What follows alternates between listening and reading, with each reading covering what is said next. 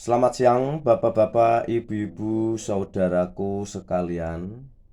Kembali pada siang hari ini, saya akan sedikit menginformasikan tentang beberapa kendala atau kerusakan regulator gas LPG yang kemungkinan besar masih bisa diperbaiki atau bisa dipergunakan setelah diservis.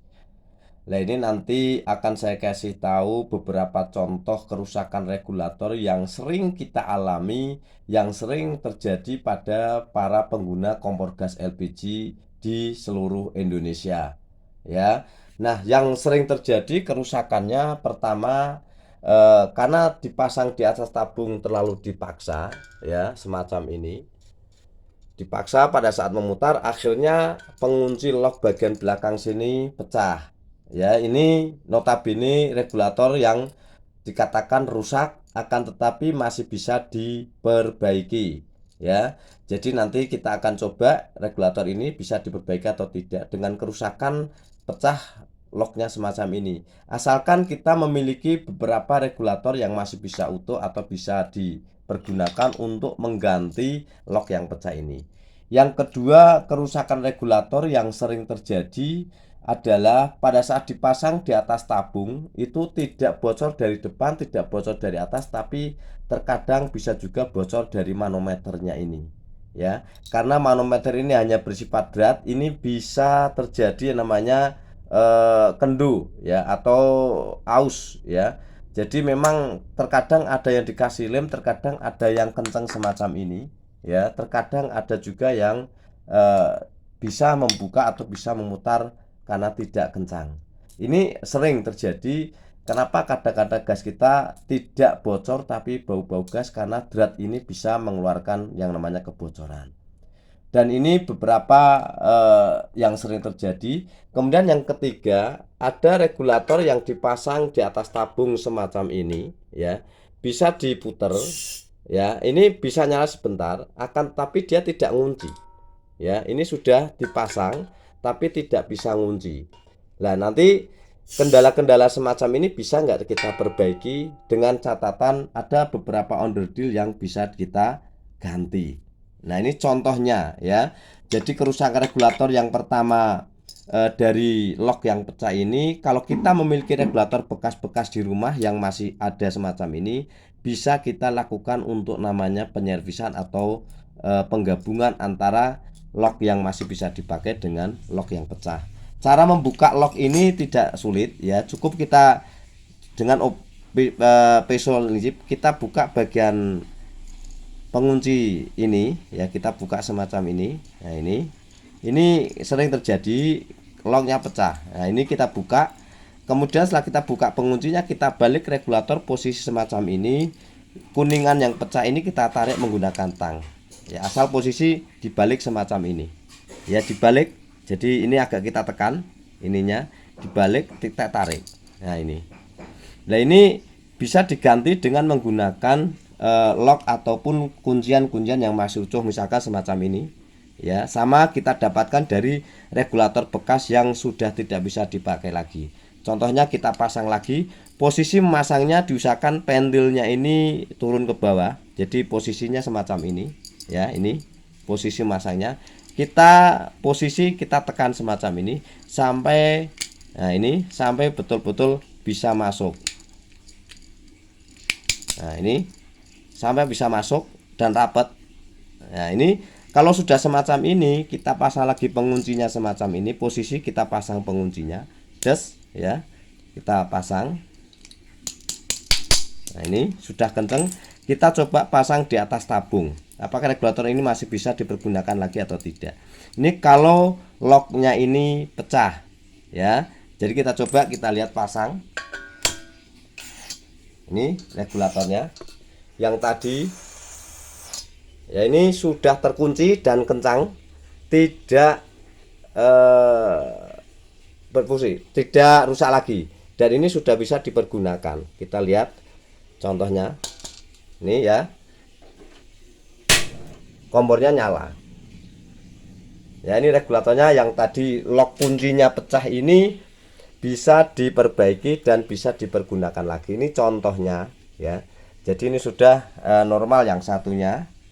Nah, ini sudah normal. Kemudian yang kedua, kalau manometernya ini agak kendor, diusahakan kita bisa memutarnya. Kalau enggak, sebelum diputar kita buka dulu semacam ini. Ya, jadi ini manometer ini fungsinya untuk mengetahui tekanan gas atau isi gas. Cuman kalau misalkan ini tidak kencang di posisi ke atas semacam ini, ya, ini kan, nah ini kan kencangnya ke bawah, ya. Jadi nanti kita coba dobelin dengan menggunakan isolatif supaya nanti derajat-derajatnya kencang, ya. Ini kalau seandainya manometernya kendor, diusahakan tetap kenceng, ya. Kita putar lebih baik tidak bocor regulatornya, yang penting bisa dipergunakan secara maksimal. Jadi ini posisi kebalik pun tidak bahaya, yang penting pengunci drat ini kencang, tidak bocor, ya. Jadi ini kalau dipasang di atas tabung semacam ini sudah tidak bocor. Ini sudah tidak bocor. Walaupun manometernya kebalik, ya, tapi daripada bocor beresiko, lebih baik kalau kita masih pengen memanfaatkan regulator untuk digunakan, lebih bagus manometernya memang dikencangkan. Nih, yang ketiga, pada saat nanti dipasang kok tidak ngunci lepas lagi. Penyebabnya apa? Nah, kita lihat. Nah, ini kita buka lagi yang tadi satu ini yang dipasang kemudian lepas. Nah, kemungkinan besar ini ada kerusakan yang ada di lock atau penguncinya. Kita tarik, ya. Ini kita buka. Nah, ini bisa terjadi, sering terjadi. Nah, ini kenapa bisa tidak ngunci? Karena pengunci yang ada di regulator ini patah. Kelihatan ya, ini patah, sehingga tidak nyiku lagi semacam ini, tidak gandeng. Nah, ini tinggal ganti ininya saja kita, ya. Kita ganti. Kalau kita punya regulatornya bekas, dengan cara tadi kita buka, kita pasangkan kembali semacam ini, ya. Kemudian regulator yang tadi tidak bisa ngunci kita pasang. Masanya juga tidak sulit. Yang penting ini sudah gabung, kita masukkan, ya.